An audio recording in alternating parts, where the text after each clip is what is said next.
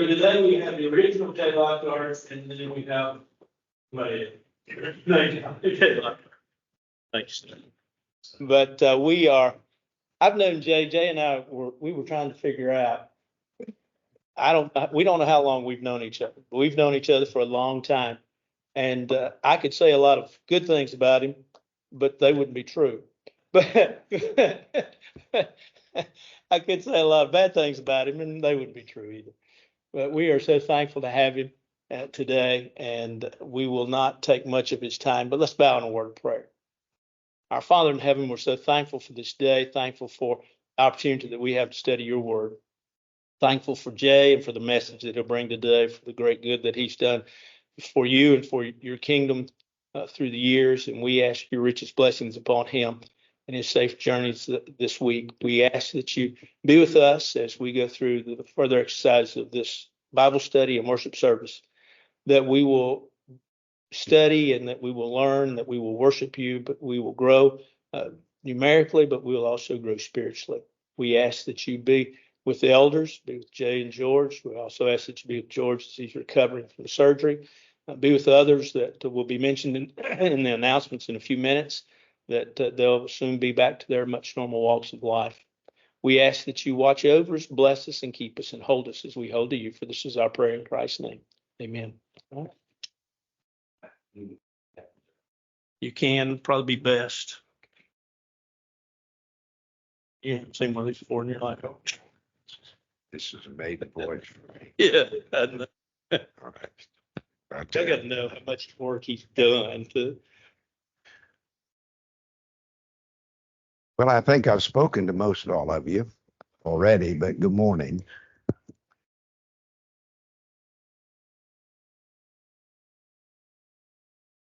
It really is a pleasure to be here today.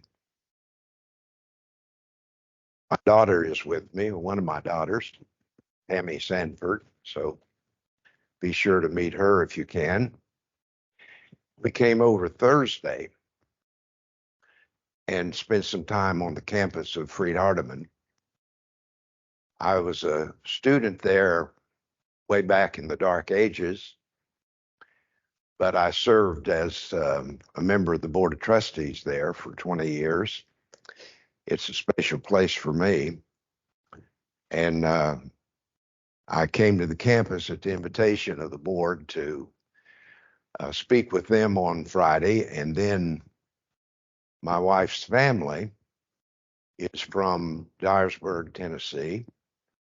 So we went up there yesterday, and 40 or so of that family came together, and we had a nice time with them. And we wouldn't want to come to Tennessee without seeing Jay and Missy and Parker and Haley, and then there's that little guy. You probably have met him, and Haley's husband, Toby. And that's why we're here today. And I appreciate the fact that I was asked to speak here at the class and to preach later. And one of the delights about being here with you is to see Paul and Suzanne. As Paul was saying, we don't know when we met. We thought it was 25 years ago, and then we decided that I preached around where he was raised over in Milan, Tennessee, and I've known him since he was a little kid. And then that all came together. He was a rotten little kid.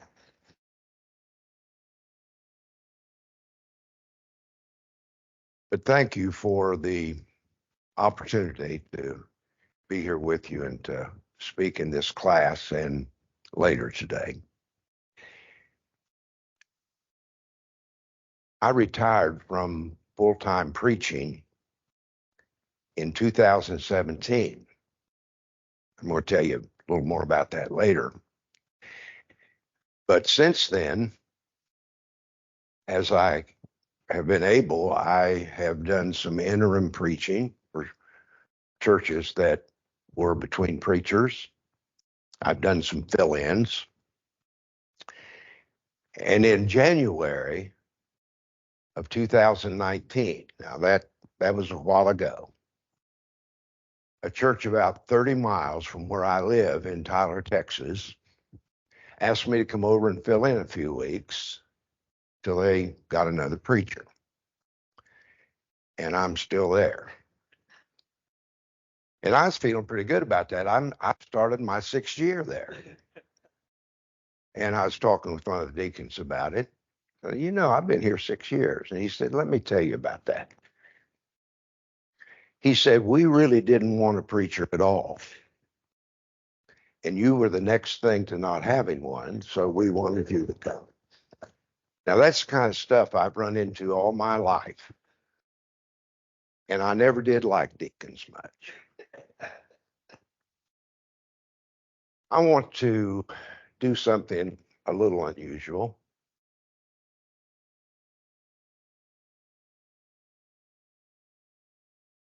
It's not to call attention to myself, but a part of my story may be a part of your story. And if it isn't now, it very well will be. I'm going to talk to you about something that 1 in 5 people in America can expect to experience. And it begins when I was going to high school. I can never remember when I didn't want to be a preacher.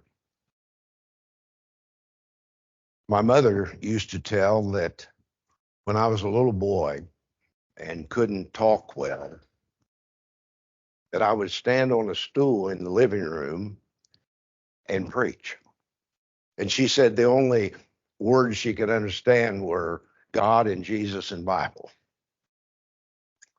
But as I grew up, I made some little talks in men's training classes and that sort of thing. And when I was in high school, our preacher would have me preach about 5 minutes before his evening sermon on Sunday nights sometime. But when I was a senior, I preached my first sermon where I was the only speaker. And I knew that in the fall of that year, I was going to go to Freed Hardeman. And that summer, I prayed regularly that God would bring somebody into my life who would love me. And that is not always an easy thing to do. Someone I could love and someone who would love what I was going to do by giving my life to preaching. So I went off to Freed Hardeman, and I was in a freshman Bible class. And the seats were all lined up facing the door, sort of like I'm standing here to that door. And every day I noticed that a girl came up to that door with some guy, and she'd stand there and talk to him until the second bell rang. And then she'd come in and she walked down the aisle by my desk, and I thought she was the prettiest thing I'd ever seen. But there was that guy. So the second quarter of my freshman year, my advisor told me that since I was going to preach, it'd be good if I knew how to type. Up to that point, I did this kind. So I took a typing course. And the first day in that course, I was a little bit late getting in class. And when I got there, I discovered that 2 desks were together in rows across the typing room. And there was just 1 seat left. And I went over and sat down, and there was that girl. And I wanted to impress her, so I said something like this: would you loan me a couple pieces of typing paper? Didn't make much of an impression then, and there was that guy, so it didn't matter. But a year and a half later, I married that girl. And she was an answer to prayer. She was not perfect, but she was perfect for me. And she was my best supporter through the years in preaching and my most severe critic. We used to have a little thing that after I preached on Sunday, we would get in the car and I would not say anything until she spoke, because I was waiting for her to tell me what a great sermon I'd preached and what a great preacher I was. And one Sunday we got in the car and we were driving off and she didn't say anything. And I thought I'd done about as well as I could do that morning. And we drove on and she was silent. And finally I couldn't stand it. And I said, "What did you think of the sermon?"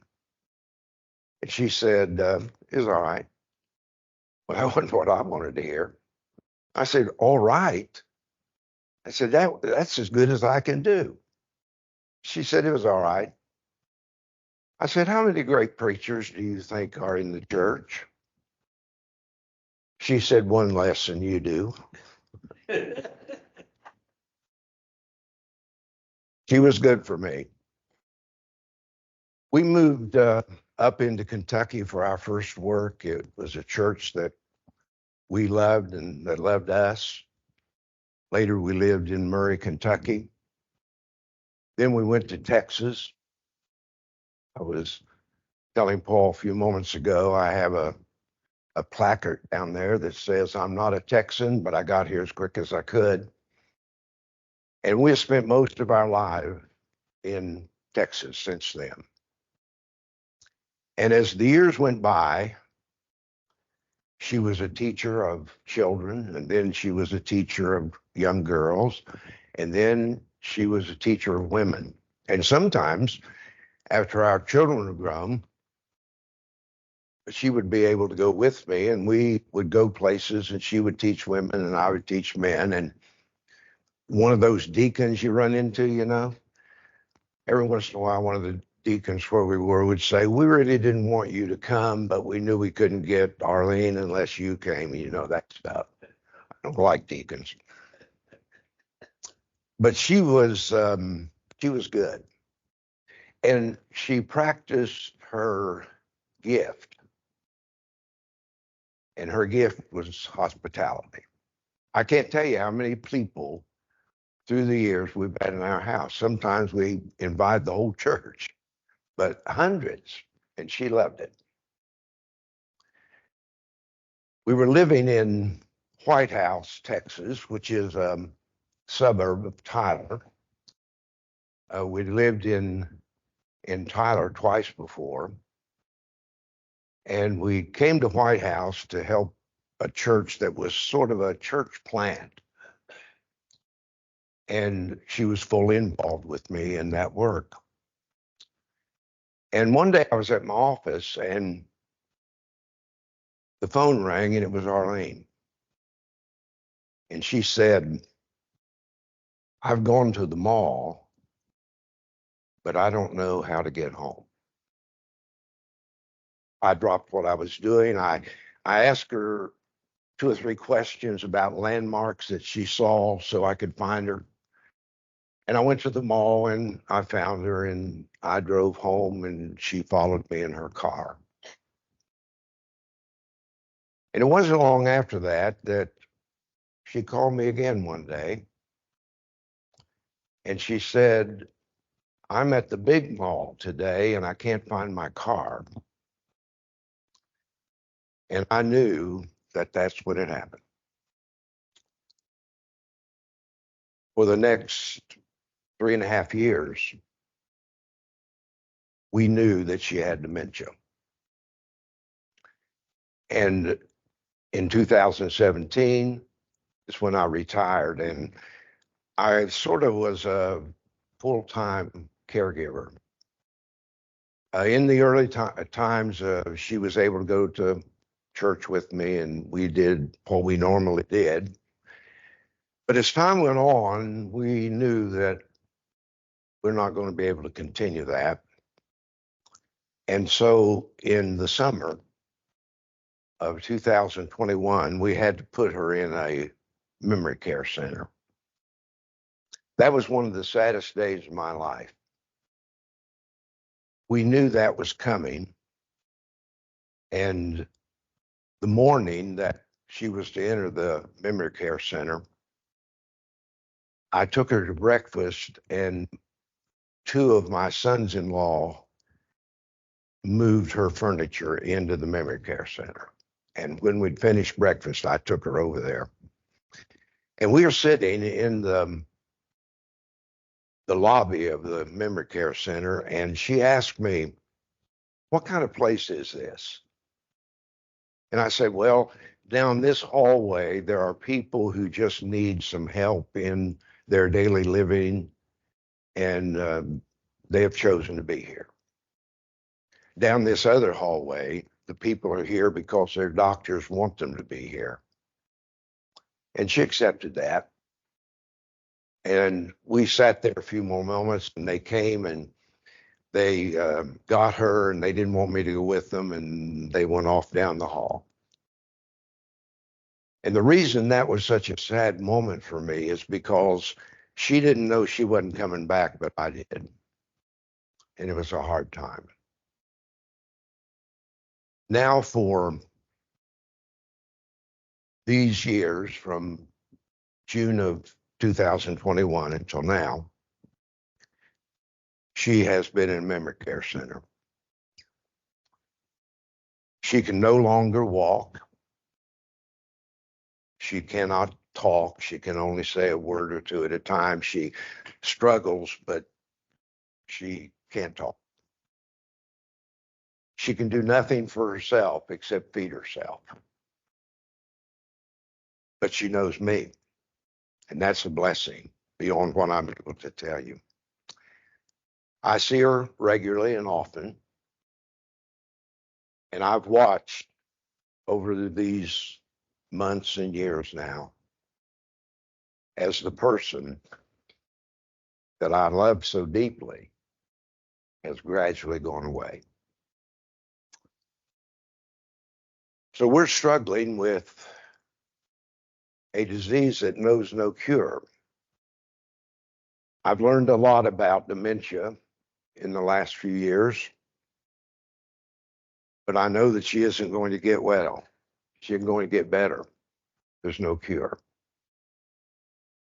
And I know, as I said in the beginning, that 1 in 5 people can expect some form of dementia in their lifetimes. And I'm discovering that nearly every family that I meet with has somebody in that family who's suffering from dementia. And I've learned a lot of things, and I've done a lot of reading, and I meet with professional people that deal with dementia. I've made a lot of speeches before groups where I've talked about what I know at this point. And I want to share with you now things that I've learned that hopefully may be of help to somebody who's here today. And I want to begin with this. I had to keep reminding myself, especially at the beginning, that God didn't do this. You know, there are some people who believe that everything that happens in the world is the will of God. I don't believe that, and I believe I can prove it. In the New Testament, in 2 Peter chapter 3, the apostle said, God is not willing.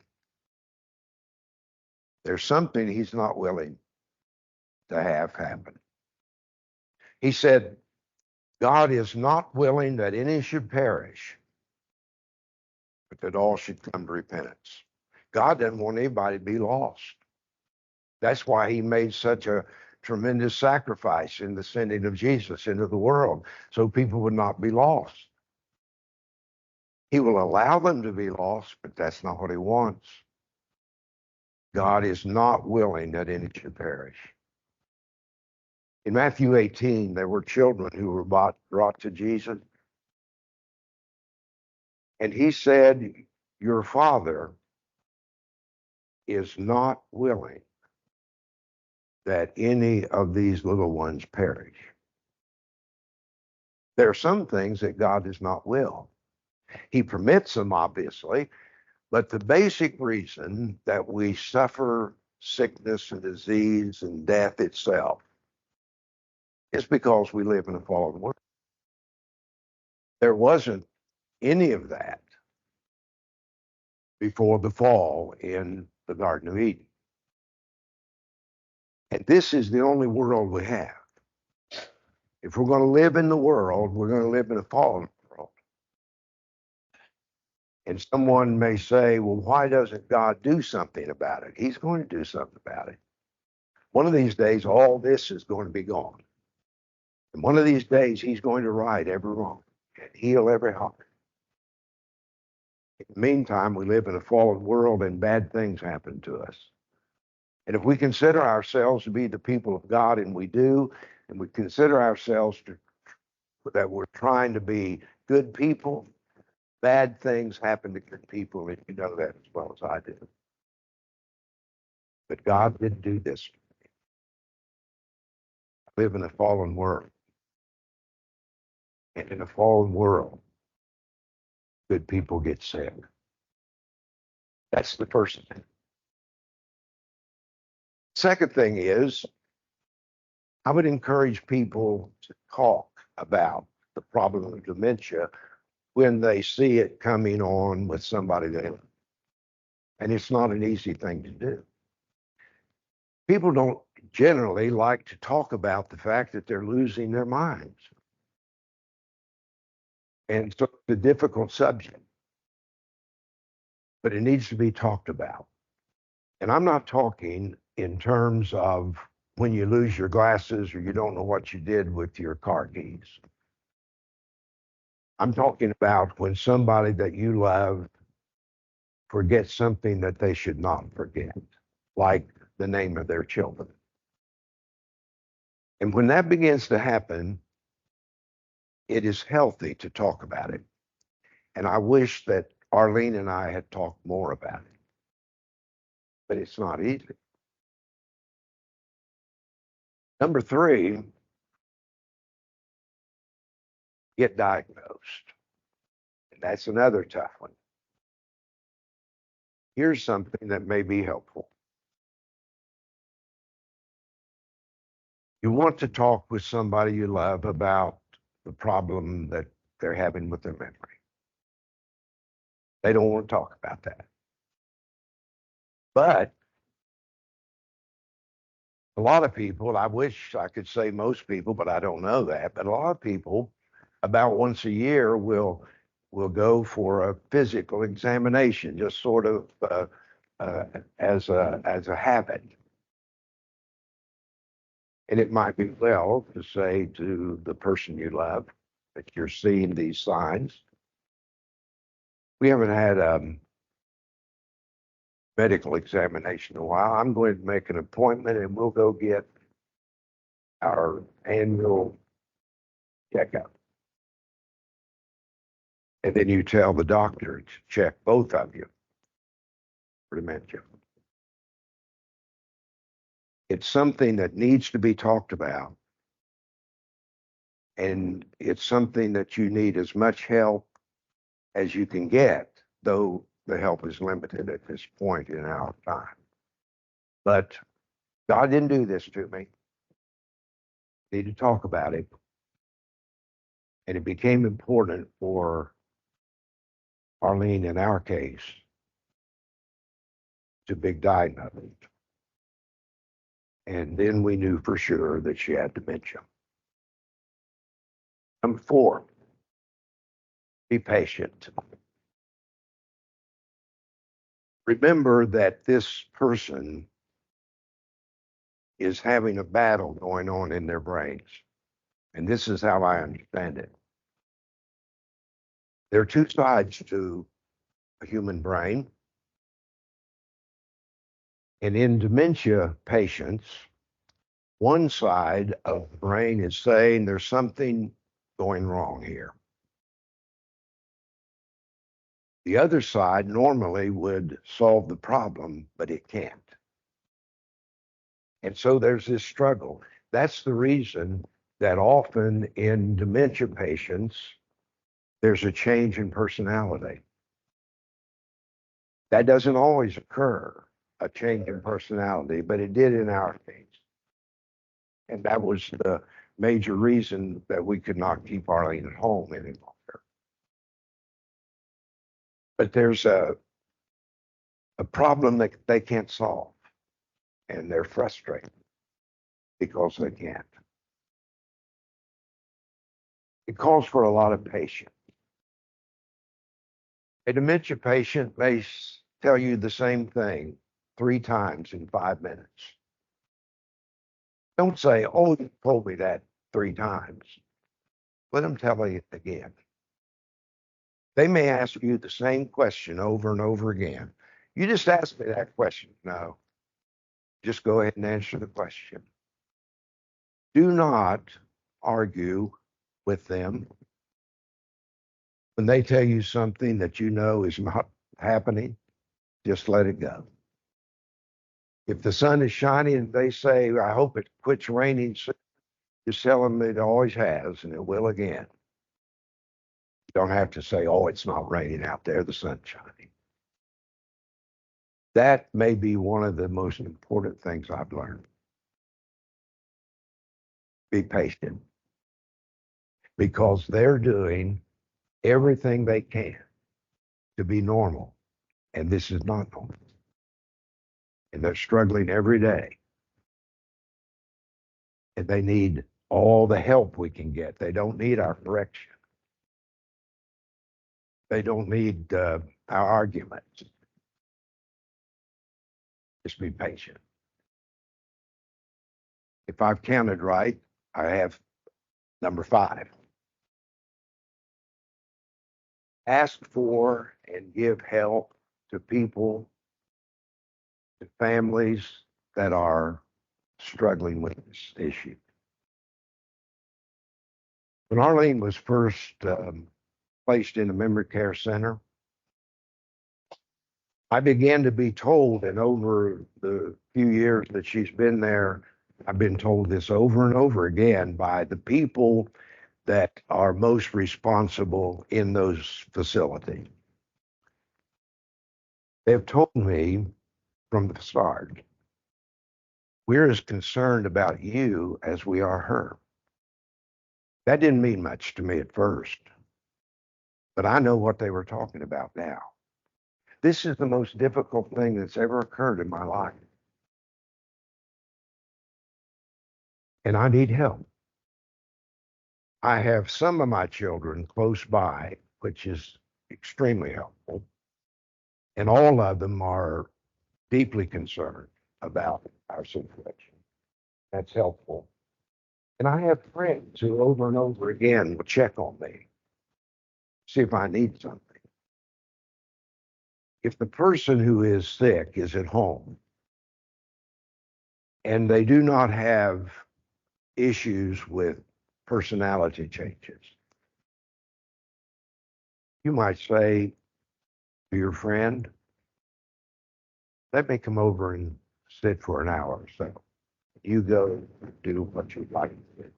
That's needful. If that's not possible, pick up some groceries for them. Get some prescriptions for them. People need to have some form of release and not 24/7 of dealing with this issue. Ask for and give help to those that you know best. There's another thing. That is trust God. Sometimes I feel like I'm in this by myself. And that isn't the case. God says, I will never leave you or forsake you. I embrace that. God says that we can cast all of our care upon him because he cares for us. My friends and my family mean so much to me, but how could I face life without God? I've watched people in more than 65 years of ministry deal with issues they have dealt with death. And I have watched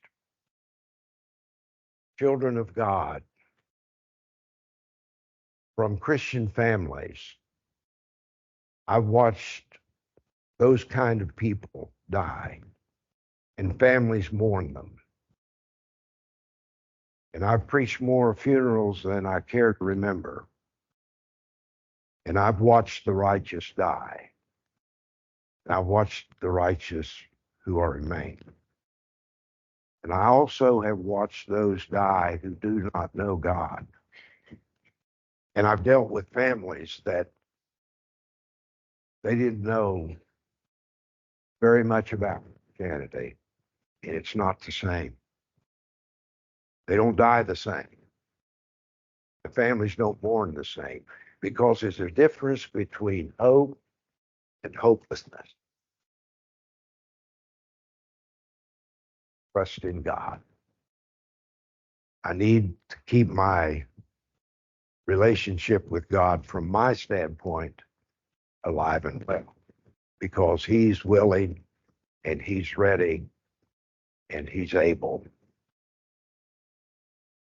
Got to count on God, because often there's no place else to turn but to God. And then I want to say finally, remember the good times.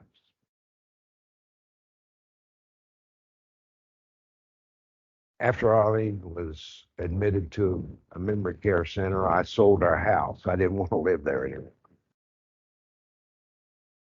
But I have many things that remind me of her in my present house. And most of those things bring back good memories. And I want to remember the good times. I want to remember when we're riding in the car and she says, one less than you think. But I want to remember, and she told me how it really was with her and with me. I want to remember the good. And I want to tell you that even now, she cannot speak, she cannot walk, but we have our moments. I don't know what happens and what's going on in her mind, but we have some good moments. I'll tell you about a few of them. I think it was last Christmas. We had several of our family members in, and there were 17 of us. And I took them all to see Arlene. And the place that she lives had a nice meal for us.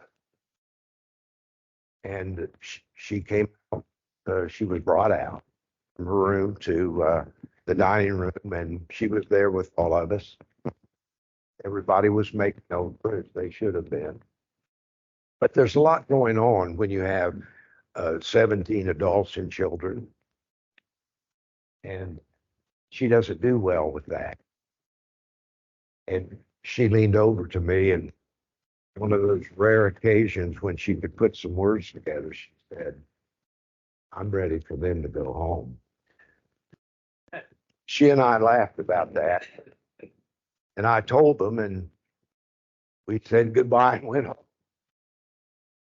But that was a moment for us.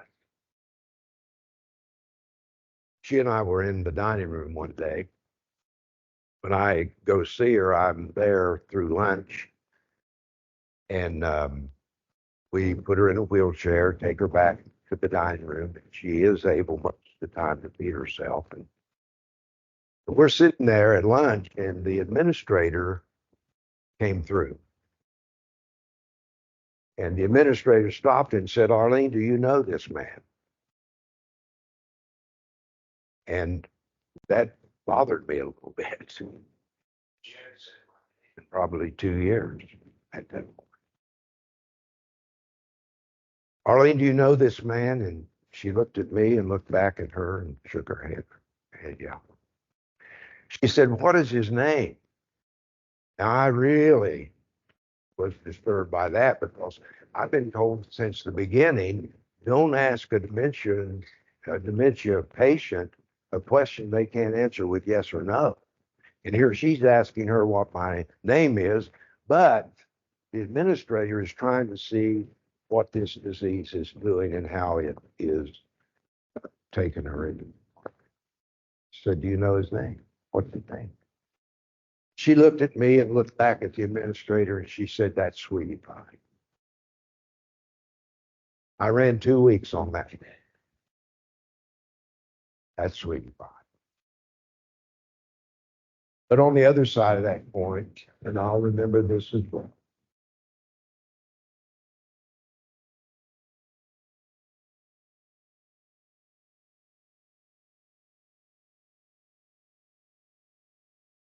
And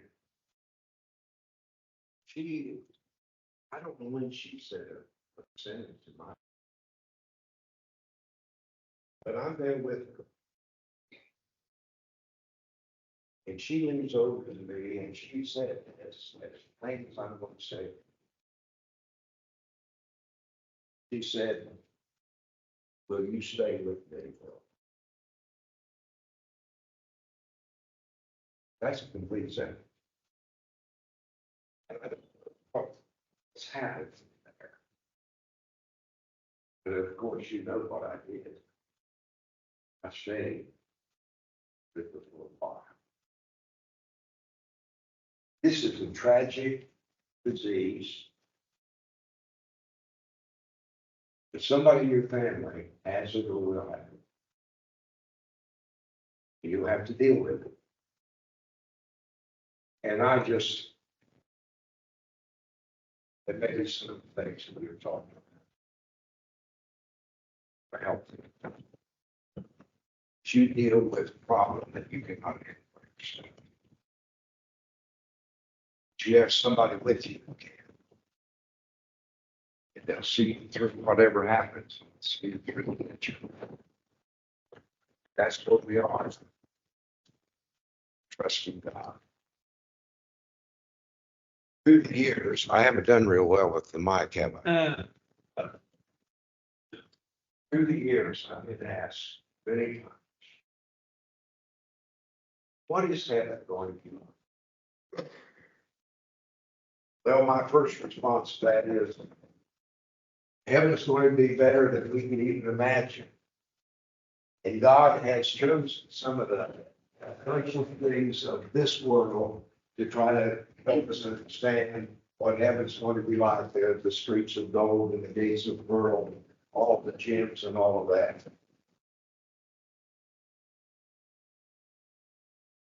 There'll be a great reunion of all the righteous. Abraham, Isaac, and Jacob will be there. The apostles of Christ will be there. We'll see Christ. God tells us in the closing parts of the book of Revelation, we'll see the face of God.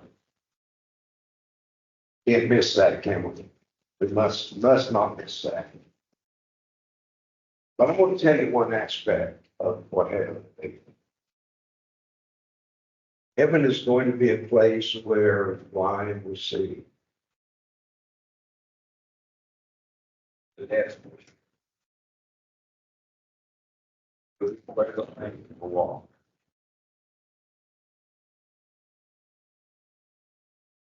For my Arlene, she'll be herself.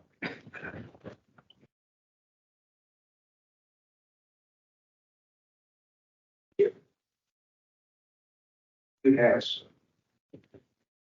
Questions that have arisen here.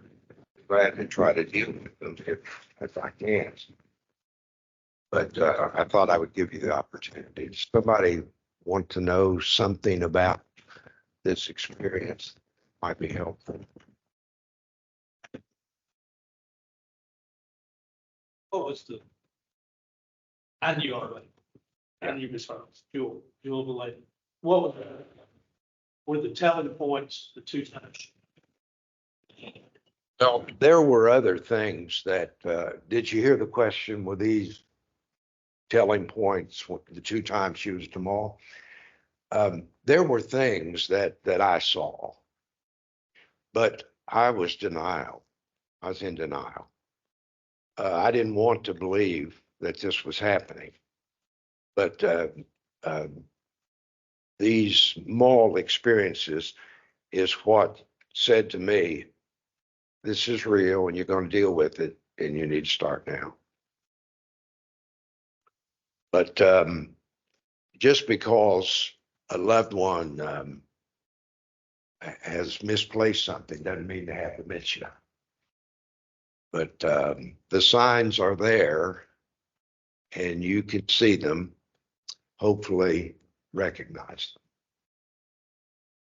And that will be the best thing as you try to deal with it, is to recognize that this is happening, this is real. And got to take care of yourself. Yeah, they kept telling me, we're worried about you. Got to take care of yourself. Ask others to help you. Don't be embarrassed or ashamed. But always depend on God. That's probably the most important three things I've said today. Does anybody else have any issue? Well, in the next hour, I'm going to talk about something more pleasant. But I hope I've helped somebody. I have nothing wrong. I knew Arlene.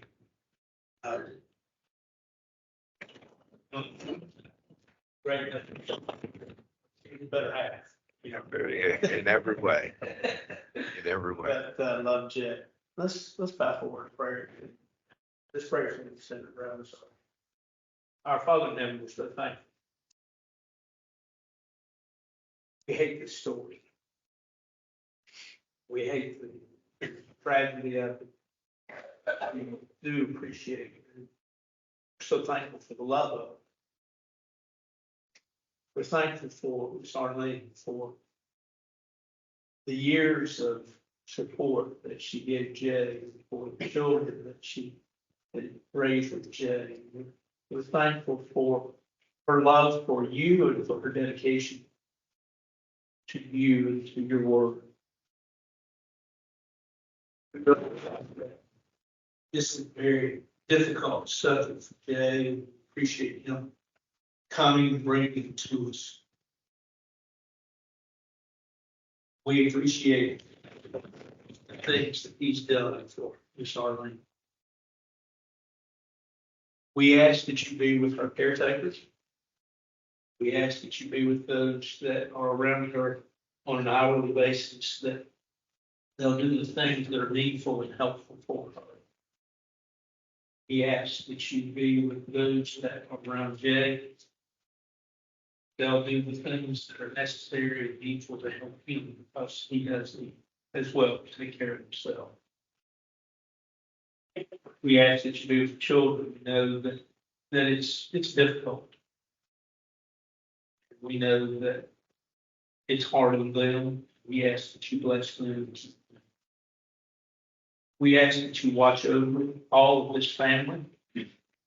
Love them, and we know that you will. But help us to love them and to help them as well.